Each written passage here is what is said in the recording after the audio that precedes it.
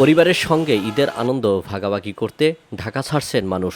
আজ থেকে শুরু হয়েছে এক সপ্তাহের ছুটি। প্রতি বছর হয়রানি আর নিরাপত্তাহীনতায় জীবনের ঝুঁকি নিয়ে নাড়ি টানে বাড়ি ফিরতে হয় যাত্রীদের। তবে এবারের যাত্রায় পুরো উল্টো চিত্র।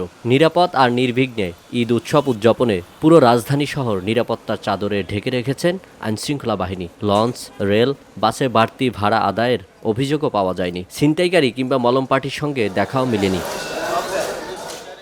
ট্রেন ও সড়ক পথে বেলা বাড়ার সঙ্গে সঙ্গে যাত্রীদের উপস্থিতি বেড়েছে। নির্বিঘ্নে বাড়িতে ফিরতে পেরে স্বস্তি প্রকাশ করেন। এই দূর উপলক্ষে বাড়ি যাচ্ছি ইনশাল্লাহ, ফ্যামিলি সহ। ভালো লাগবে, অনেক দূর থেকে যাবো, ঈদের ছুটি ভালো তো লাগবে। এদিকে সকালে বিভিন্ন টার্মিনাল পরিদর্শন করেন পুলিশ মহাপরিদর্শক। সঙ্গে ছিলেন ডিএমপি কমিশনার সহ আইনশৃঙ্খলা বাহিনীর ঊর্ধ্বতন কর্মকর্তারা।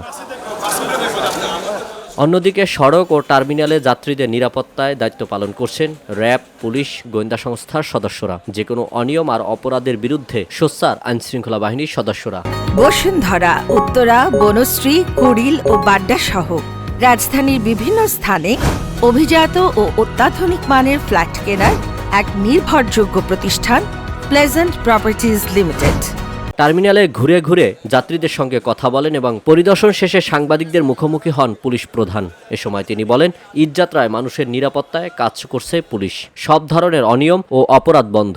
অনেকে দেখা যায় ঈদের আগের দিন রওনা দেয়, বাড়িতে পৌঁছে সঠিকভাবে সেই ঈদটাও করতে পারে না।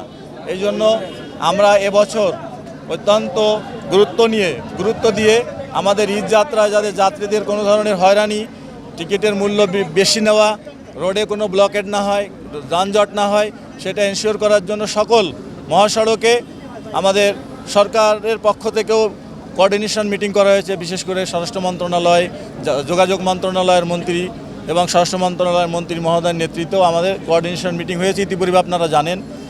তো তাদের নির্দেশনা এবং আমাদের ফিল্ডে যারা কাজ করছে তাদের প্রায়োগিক জ্ঞান, এই দুইটা কাজে লাগিয়ে আমাদের নিজস্ব প্রযুক্তির মাধ্যমে কিভাবে আমাদের এই সড়ক ব্যবস্থাপনা, ট্রাফিক ব্যবস্থাপনাকে উন্নত করা যায়, সেজন্য আমরা গুরুত্ব সহকারে কাজ করছি। শহরে নিরাপত্তায় নজর রাখতে প্রযুক্তির ব্যবহারের কথা জানিয়ে আইজিপি বলেন, সড়ক ও ট্রাফিক ব্যবস্থায় কাজ করছে পুলিশ। সারা বাংলাদেশে সকল ইউনিটকে বলে দিয়েছি, শুধু ট্রাফিক নয়, এই ঈদযাত্রা সুষ্ঠু সুন্দর করার জন্য সকল ইউনিটের অফিসাররা এবং ফোর্স এখানে ডিপ্লয় থাকবে, সারা বাংলাদেশ সব জায়গাতে। কোনো অনাকাঙ্ক্ষিত ঘটনা, কোনো অন্যায়, কোনো কিছুর সাথে কম্প্রোমাইজ নাই। নতুন সরকারের সাফল্য আর সকলের সহযোগিতা এবারে ঈদযাত্রায় স্বস্তি অনেকটাই।